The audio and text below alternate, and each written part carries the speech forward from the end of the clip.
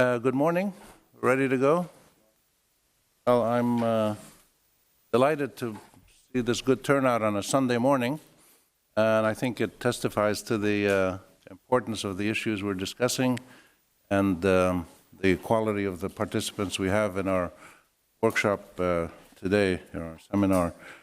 I'm just going to say a few welcoming comments and basically situate what we're doing within the work of IFI. We've been working about 8 years now, and we've figured out somewhat, we think, the most effective way that we could work, which is to really be at the intersection of serious scholarly research, activists, people working in the community, and policymakers, both national policymakers and international policymakers, international agencies, donors, governments, etc., and to figure out the mechanics and the dynamics of interaction between knowledge and power, between research and policy.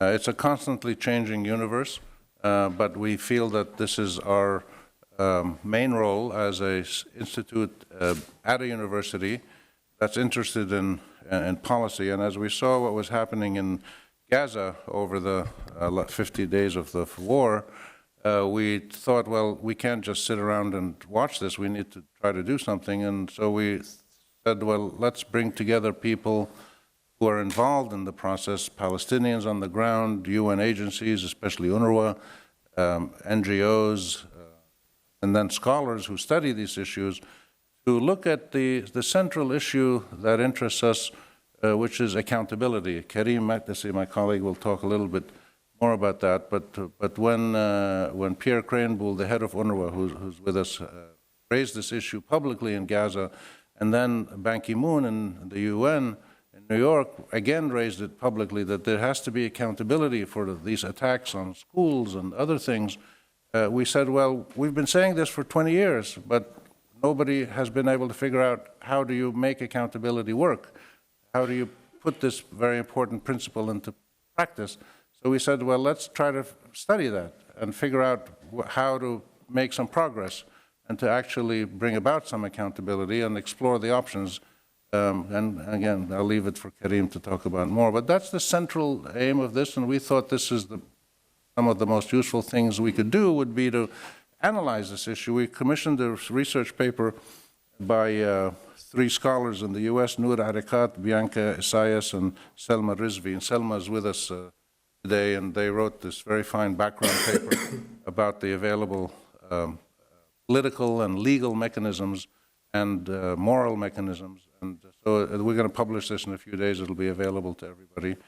And that's basically where we are. And we feel that our contribution would be to try to identify where there are possibilities to make progress and where there are blocked roads and impossible to get anything done. We're not activists in the sense that we're not going to go and raise lawsuits or go out and hold marches, but we feel that the research we can do can contribute to bring about a more decent order, a global order, based on the rule of law and based on real accountability. And we're focusing on Israel's actions in Gaza because they were so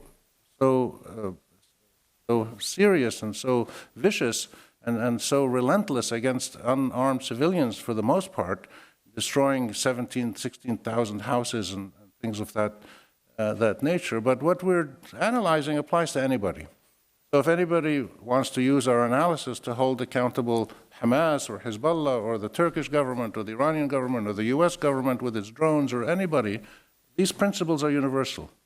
Law, morality, and the intersection of legal issues based on moral ethics put into practice through actual government policies can only be valid if it is universal. You can't have some people obeying the law and some people not. But we're focusing on Israel, but we're looking really at a universal question of how do you hold people accountable for their actions when those actions include accusations of war crimes or crimes against humanity or contravening international humanitarian law. So I will stop there, and thank you again all for coming, and our participants will have time to talk throughout the day. And I will turn it over to Karim Makdisi. Karim is the director of our faculty research director of our International Affairs and UN program, and also is the director of the master's program that we're starting here at IFI. Thank you, Rami. And I'd also like to add my thanks to everybody for coming, especially on a Sunday. I promise that this will be the last time we have a meeting on a Sunday. And it's the first time it rains, so that's hopefully a good luck sign for everybody. The idea behind this gathering, of course, originated during the Gaza war and our need to make some kind of sense of the Israeli onslaught. But also, of course, the resistances that have gathered around these kinds of attacks. In a forthcoming meeting, hopefully in the next few weeks, we hope to take on the more geopolitical dimension of this and the role, perhaps idea of armed resistance and the possibilities of a third intifada. That's for a later time. This gathering, however, really focuses on this idea of accountability that Rami has mentioned, or at least some aspects of it. We'll leave the idea of peace process, discourses and talks to somebody else. This kind of zombie-like process that gets revived from time to time, I think has been discussed enough, and we don't really need to waste much time over here. So in particular, we want to explore the efficacy and usefulness of three such accountability mechanisms. The first one is that which the UN witnesses firsthand. UN OCHA meticulously records the Israeli bombings and has sent out situation reports that were crucial sources of information. We will be joined again at a later time by a senior member of this OCHA sometime later this year, who will give us a very interesting discussion about what the role of OCHA is and how they go about collecting this kind of information. But there's another older agency which has had an increasingly high-profile role in Gaza and in Palestine more generally, and of course that's UNRWA. We're very, very pleased to have with us today Pierre Crambol, UNRWA's Commissioner General, and we very much look forward to the conversation with him today. The Commissioner General has been remarkably clear in his demands that Israel stand accountable for committing violations against Palestinian civilians. I'm also very pleased to have with us today our new senior fellow here at IFI and the former Commissioner General, Filippo Grandi, who will also enrich this conversation. I'm also very happy that Jalal Husseini, who's a scholar of UNRWA, will moderate this discussion. The second avenue of accountability that we want to discuss today is the more moral one. The BDS, the boycott divestment movement, has captured the imagination of activists, scholars, and increasingly the general public all over the world. It is making serious inroads, and it is now commonplace to hear discussions about similar cases like South Africa and other similar movements globally. We're very happy that Omar Barghouti, who of course is one of the founders and a key member in its creation and progress over these years, is with us today to talk about this, as well as Professor David Lloyd, who has come, of course, all the way from California to join us, and I think talk more specifically about the scholarly, but of course familiar to many of you in her more activist role in the boycott movement in America and of course in Lebanon and the region. And of course it'll be great to have her input in terms of how this movement is coalescing in the region as well. Finally, in the last panel, the final strand of accountability that we'd like to talk about today revolves around the question of criminal proceedings, or criminal law, and being able to hold, to end impunity through some kind of criminal mechanisms. Here, of course, the discussion will be about the International Criminal Court, which Professor Asli Bali will be talking about. And again, we thank her for coming, like David, all the way from California for a very, very short period of time, I think 36 hours, so she won't have time to jet lag. So she'll be taking the discussion about ICC and whether or not it's simply an instrument of great power politics, or is there something useful in trying to analyze and research what's going on there. Lisa Hajjar, who of course this year, although she's based in California, this year she's the Edward Said Chair in American Studies here at AUB, will also talk more about the question of universal jurisdiction and national courts to see whether this is also a productive avenue. So these are the main forms of accountability that we'd like to talk about today. But perhaps most importantly, before we get to there, we're very, very happy that Raji Sourani has joined us from Gaza. I think it couldn't have been a very easy trip for him. We're extremely grateful that he comes here and that he will provide this keynote speech in which he can situate what's going on in Gaza, the human situation, the human rights situation, and of course, open up this discussion of accountability from somebody who lives and works in Gaza. I'd like to ask Ghassan Abu Sitta, himself an activist, a doctor, and someone who was also went in to work in Gaza during the war, and of course has given several talks in the meantime, and we're very proud to have him at AUB as well, to introduce Raji. Thank you. Thank you very much, Karim. When asked to introduce someone like Raji, one is expected to reel off the list of awards, such as the Right to Livelihood Award and the Robert F. Kennedy Award. But I want to introduce Raji for what he, for me, represents, and his achievements in not only in the discourse of human rights in Palestine, but also within the Palestinian liberation struggle. Raji Sourani has managed to achieve what very few others have managed to achieve, which is, while maintaining the principal contradiction between Palestinian human rights and the occupation, including the right to life and the right to self-determination, he has also kept all Palestinian actors, political parties, factions, individuals accountable for their human rights duties. Through the Palestine Center for Human Rights, which he has maintained firmly within the discourse and within the fold of the Palestinian liberation movement, he has enriched Palestinian political discourse and liberation ideology with the concepts of human rights and the concepts of accountability to all actors, both state and individual and political parties, while maintaining the primacy of the role of the occupation as the main cause of the denial of basic human rights for the Palestinian people. I don't want to take any of more of Raji Sourani's time. Thank you very much for coming, Raji. It's always an honor and a pleasure to introduce someone like Raji. Thank you. Thank you.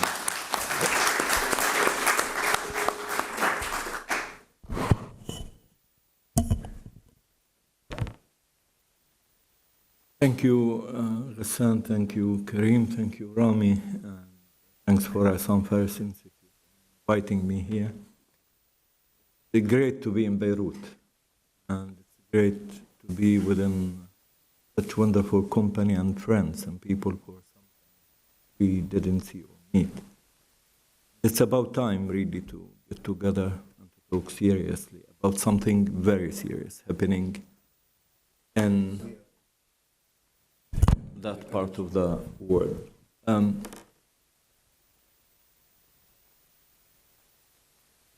I feel sometimes speechless regarding really what had happened in Gaza.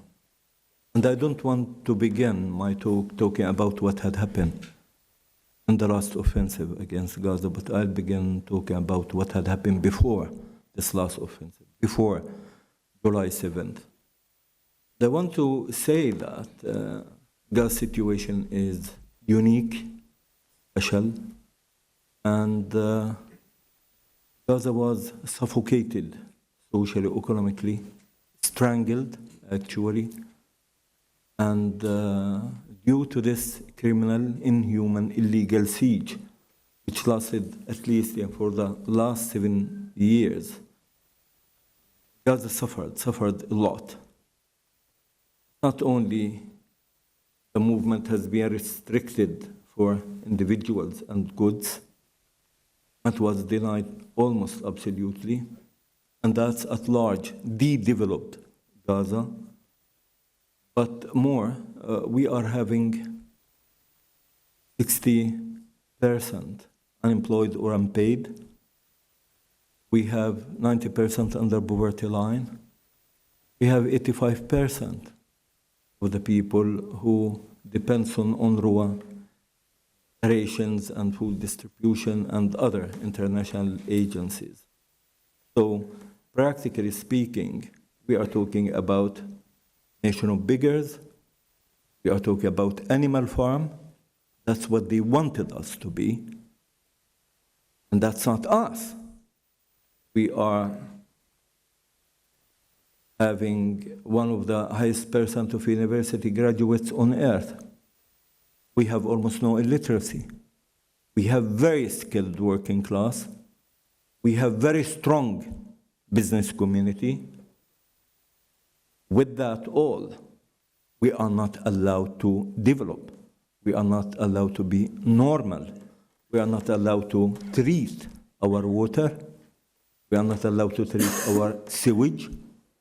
We are disconnected from the outside world. Why all this had happened? For simple reason. They want to weaken Hamas. But we said from day one, not only us, but every learned person around the globe, this is not going to happen. This will put the civilians in the eye of the storm, and the civilians will be collectively punished. Nobody paid care. They say, no, no, no, you are wrong.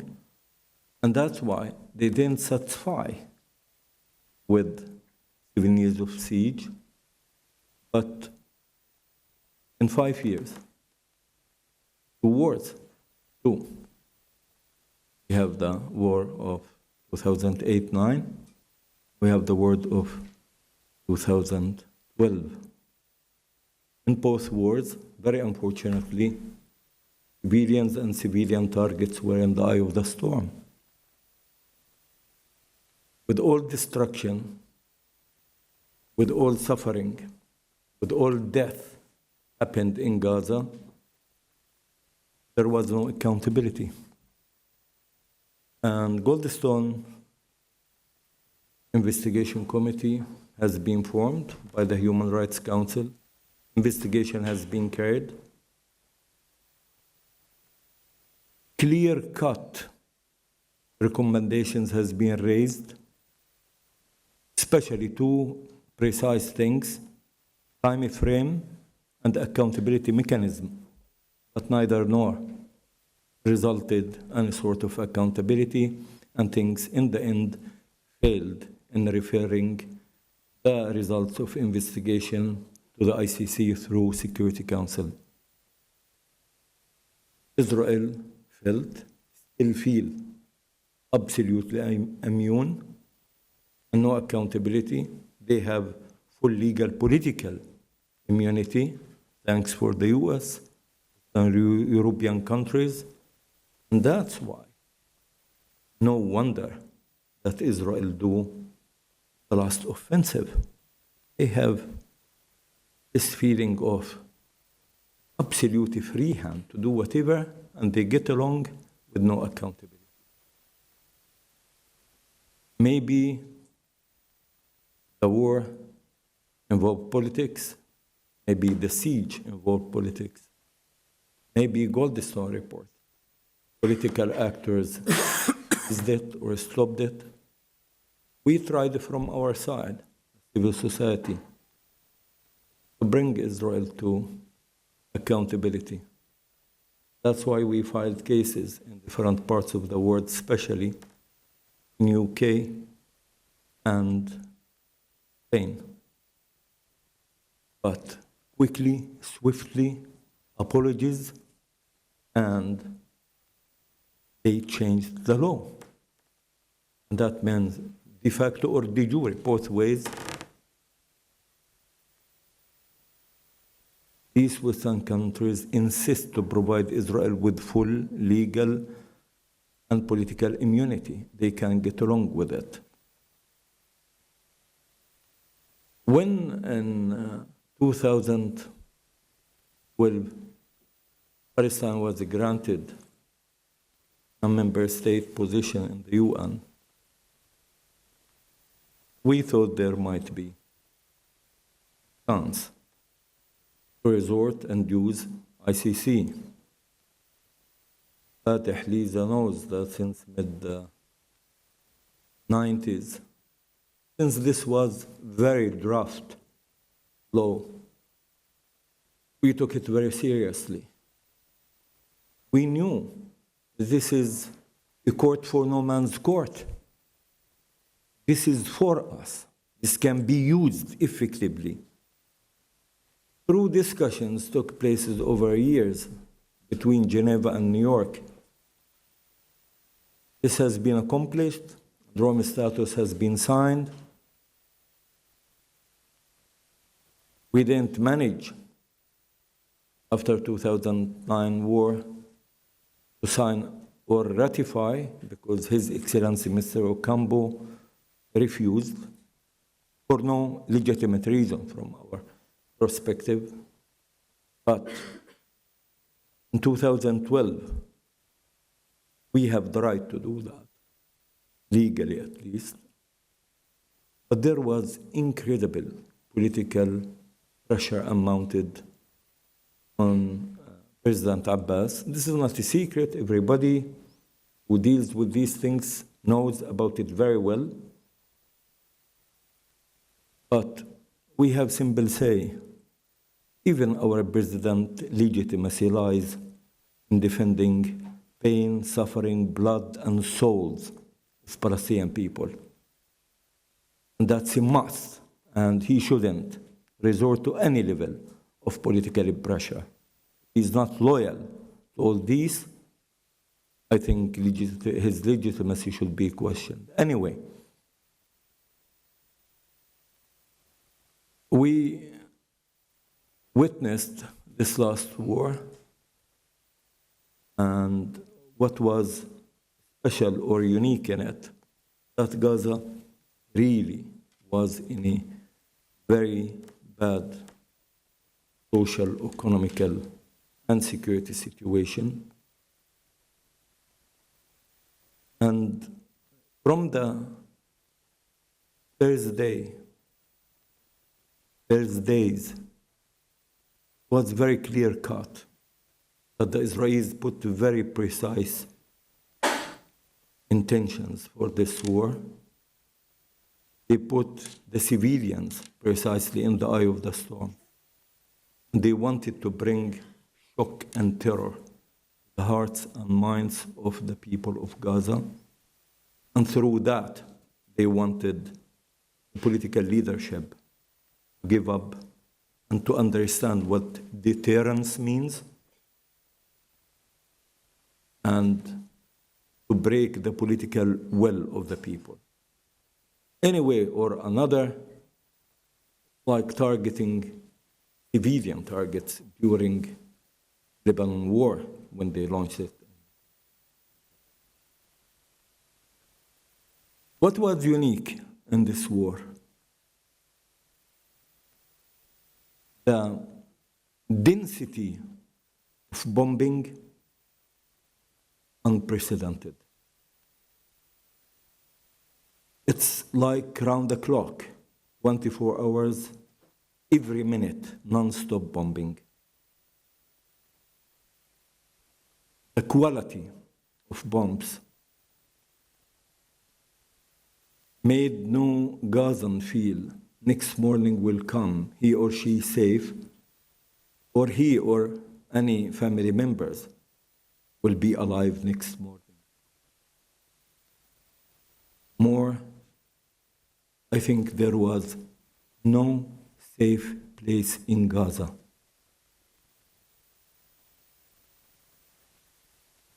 In specific areas, entire areas has been erased. Talk about Beit Hanun, Shujaiya, Uza'a, Rahin, some other areas. We are living in Gaza. We are part of the mathematics and chemistry. But when they gave the truth and we went to see what had happened, I'm one of those who has been in absolute shock. I never ever realized this can happen in Gaza. We are talking about one of the most dense populated areas on earth. And with such massive destruction happening there, that's beyond any imagination. We knew Dahya doctrine. The Dahya doctrine was Beit Hanun doctrine, Shijaiya doctrine, Khuza'a doctrine. In all these areas, I mean, this has been applied.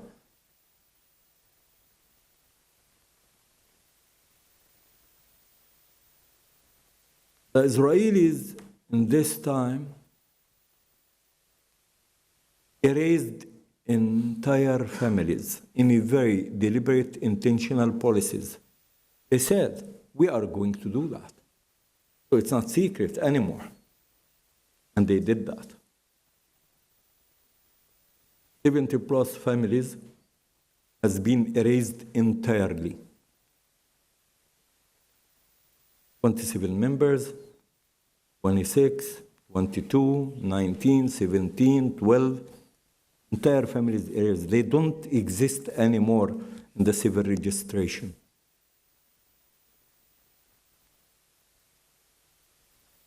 And I'm not naive. I know what the Israeli war crimes. I documented it before, and I filed cases against the Israelis before, and I tried to bring to accountability many of Israeli war criminals on the political, legal level, on the political or military level. But to do that as a very systematic policy, that was absolutely.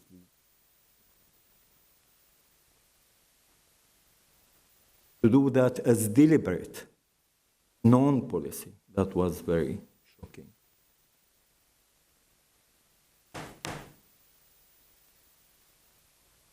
UNRWA schools has been used as shelter place for refugees who fled their places. And these UNRWA schools has been targeted day and night, while the Israelis know what's there and who are in it. They didn't care, they did it, and this was not only one time collateral damage, this was repetitive. I don't want to elaborate on that. We have the High Commissioner with us, and I'm sure that he will address this issue besides other issues. Refugees. We used to have in Gaza, as a result of wars, some refugees. Even in 2012, we have some refugees. We're talking about 25, 30,000, 2012, Filippo. To have 540,000 refugees in Gaza, in the 360 square kilometers. That was appalling. We are having more than 1/4 of the people refugees in 51 days. Many of them lost for good their houses. On the July 20th, one of the Israeli soldiers were captured in Tufah area. And the Israelis decide, out of the blue, to apply Hannibal doctrine. And they began bombing Shijaiya. 2 p.m., 2 a.m. 6 in the morning, I was almost in the entrance of Shijaiya because it's totally unsafe to be inside it. I didn't believe really what I'm seeing. 150,000 people leaving. In 4 hours, 150,000 leaving. Just a background about Shijaiya. This is the oldest part of the Gaza. These are very authentic Gazans. Minimal families there are 8 to 9 centuries. They are very hard-minded people. I'm one of them. And they, to leave the house or the land, it's like killing somebody. In 4 hours, these people to leave, 150,000, while bombing and Hannibal doctrine were applied on them. That was appalling. If this is Nakba, what can we call it? And of course, in other areas like Beit Hanun or Khuza'a, this had happened once and again. So this also, happened in Gaza during the war. I don't know what's the problem between the Israelis and Suez system. What is the problem and connection between the war, security, and Suez system? Why the Israeli insisting every time to bomb it? Why they insist to pollute Gaza? Why they insist to pollute Gaza Sea? But in everywhere, in a very consecutive pattern, Israel keep bombing Gaza Suez system. And that's incredible, terrible pollution. Water wells were not safe, has been bombed as well. And that's why almost 80% of Gaza or more was without water. Even UNRWA schools, which holding almost 500,000 people, was with no water. And one of the missions of UNRWA, how to make people not to eat or to be sheltered, but to bring them water for drinking and washing. Power station used to be in the old times owned by an American company, among others Dick Cheney, and it wasn't touched. Now it's not anymore for the Americans, so it's a very legitimate target. It has been bombed. No electricity in Gaza.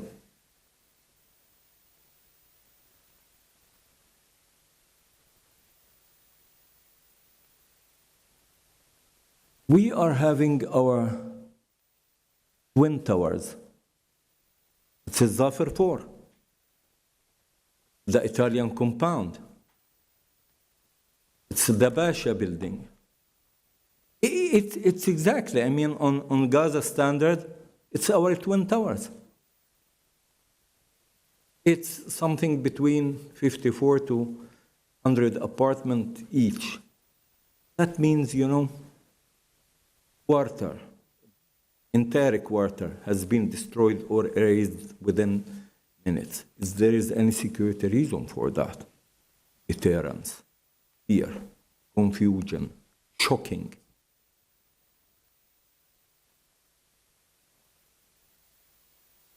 In Gaza skies, according to Israeli security and military sources, public sources, in Gaza, around the clock, 24 hours a day, in any given minute, there is 50 drones in the skies of Gaza. That means every 7 square kilometers, there is one drone. Means they should know everything moving there. If they know that, with the army of collaborators they are having, with the security cooperation they are having with different states in the region, that means they shouldn't be mistaken. So regarding all these things, was very deliberate. I remember General Gantz, the General of Staff of the IDF, on the fourth day of the war, said in clear-cut, simple terms, when Hamas leadership comes out from their bunkers, they will be shocked from the level of destruction they caused to Gaza. This was in advance planned.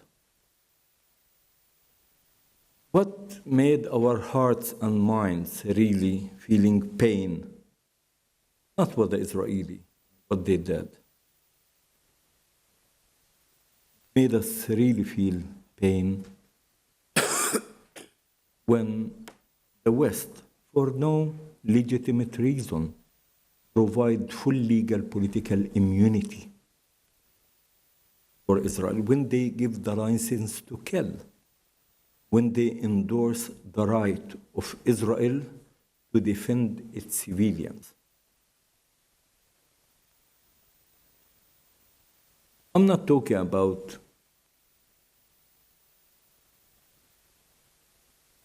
the Israeli civilians. Blood and swords are obscene and they shouldn't be protected. I think all human blood, suffering, souls should be protected and respected.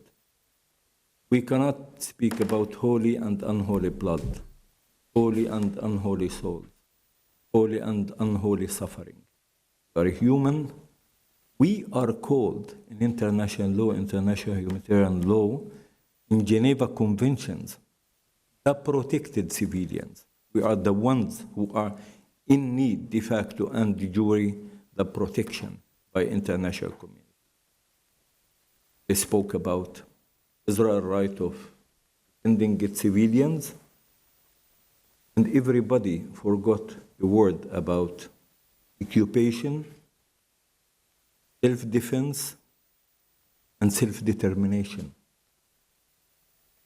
It doesn't exist in the dictionary. In 2009, an Italian respected organization for lawyers organized a conference, and the title was, "Is there a court for Gaza?" After all these years, we are asking simply, is there a court for Gaza? There is a court for the war crimes. Crimes against humanity has been perpetrated against the Palestinians. I'm talking not as a Palestinian, but as citizen of the world. We didn't invent IHL. We didn't make the Geneva Conventions. I don't think Gazans or Palestinians has anything to do with that. I mean, when this was discussed after the Second World War. This is the creme de la creme of the human experience, of civilized world. How to avoid victimizing civilians at the time of war. How to provide the protection for civilians at the time of the war. Hamas or armed groups or resistance armed groups, the occupation with the country, they have their own rules of engagements. We have nothing to do with that. We are talking about civilians at the time of war. That's our mission and omission as a human rights activist living at that part of the world. We learned as lawyers from day one that we have to respect the intelligence of the court. Nobody respecting intelligence, Gazans or Palestinians Palestinians or people who believe in rule of law. What's happening at that part of the world? Anything but not rule of law. It's definitely the rule of jungle. And who's interested in that? And if Israel doing wrong, if they do practice the rule of jungle, what's the interest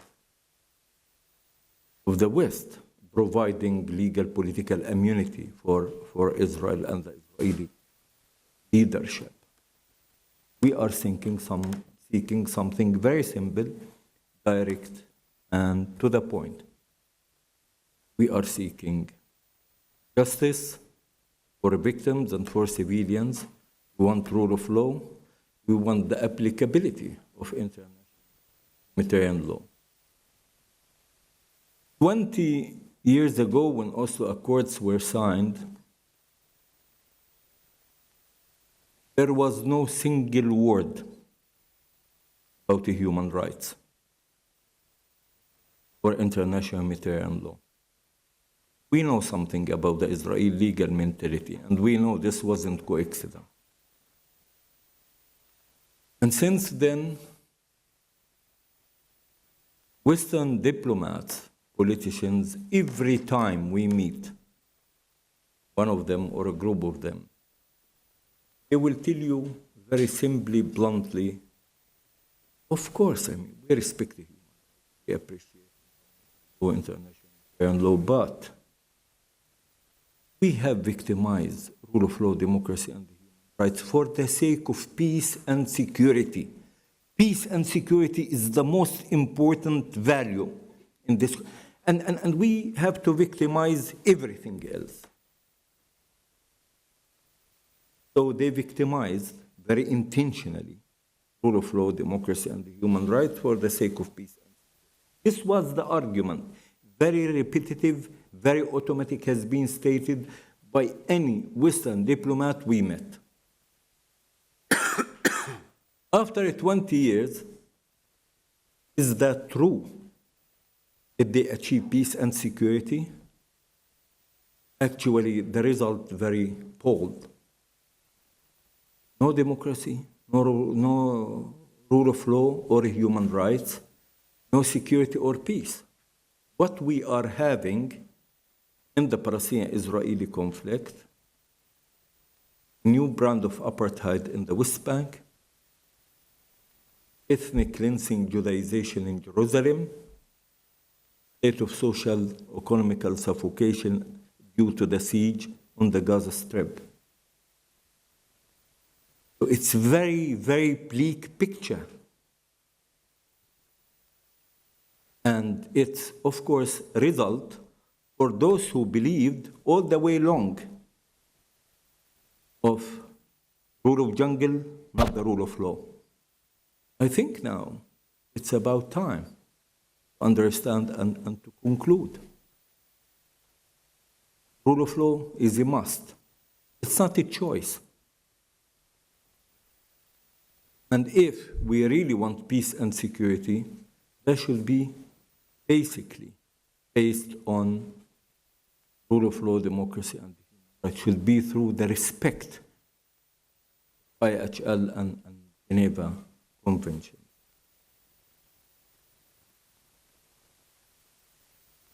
The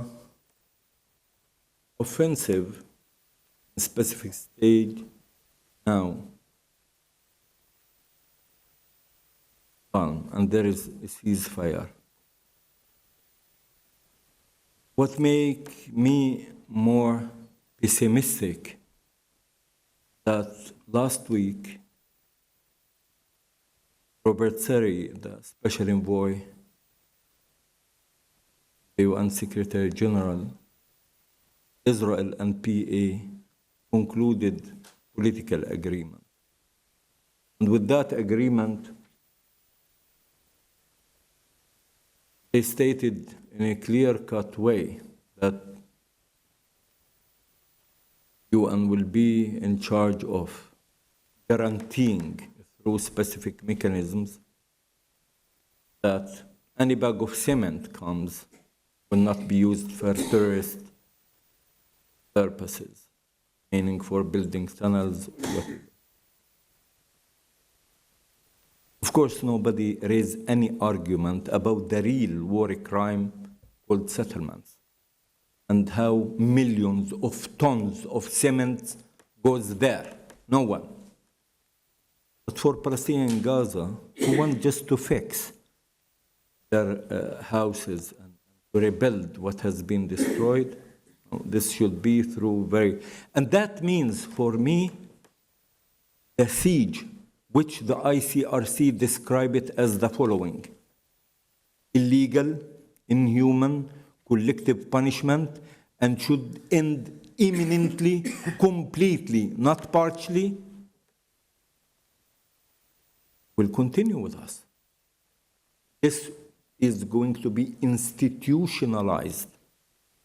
And accordingly, no one should have any illusion that Gaza will be rebuilt, that international community will reconstruct Gaza. And almost like what had to happen in the war of 2008-9 or 2012 with all donors meetings, yet people from these two wars didn't reconstruct their buildings yet. They are not back, to track, and they are not normal people. So adding to it this big disaster, I look to the wonderful Pierre, and I feel what is the challenge in waiting and facing him, in his position as General Commissioner of UNRWA, who will share a big part of this responsibility, which will make even this responsibility rather mission impossible. One or two or three reasons for optimism. The Israelis knew that their goal of deterrence failed. It didn't work. With Gaza, it didn't work. So people are not deterred. And Gazans proved they are resilient. And they did it as the French rightly said it.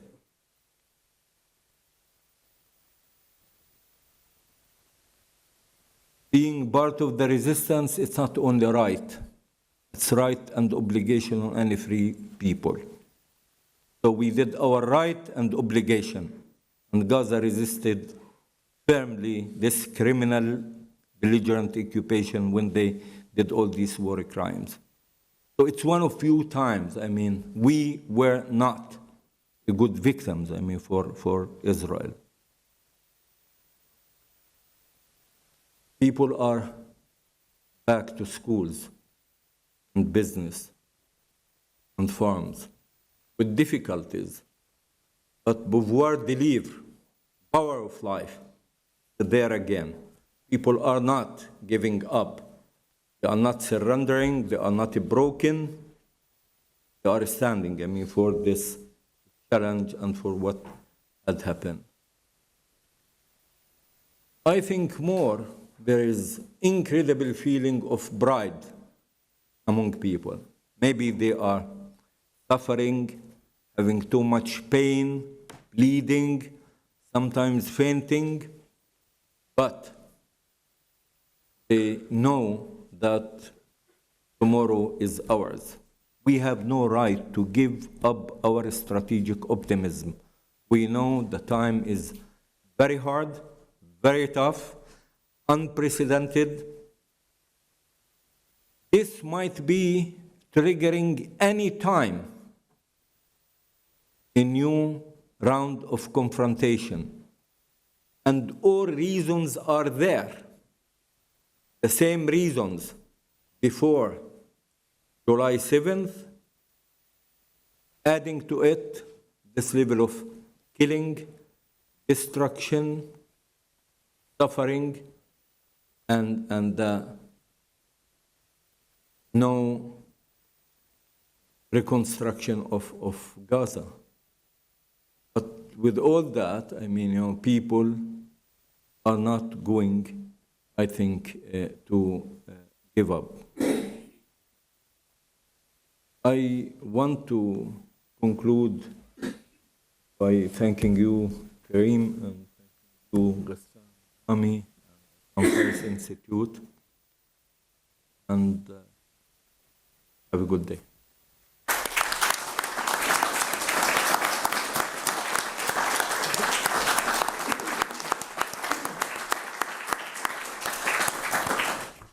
Thank you very much, Raji. That's a very powerful and timely beginning of our day.